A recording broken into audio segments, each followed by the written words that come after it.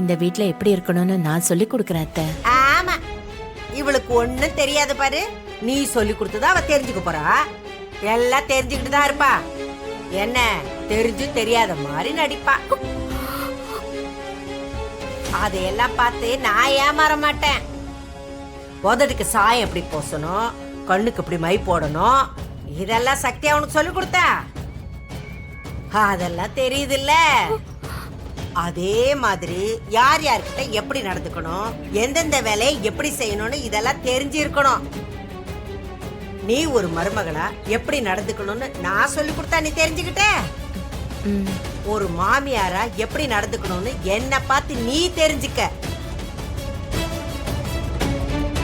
என்ன என்ன சர்க்கஸா நடக்குது? அப்படியே உருன்னு பாத்துக்கிட்டு நிக்கிற. போ போ இந்த பக்கம். இன்றே டவுன்லோட் செய்து உங்கள் ஃபேவரட் ஷோக்களை என்ஜாய் பண்ணுங்க.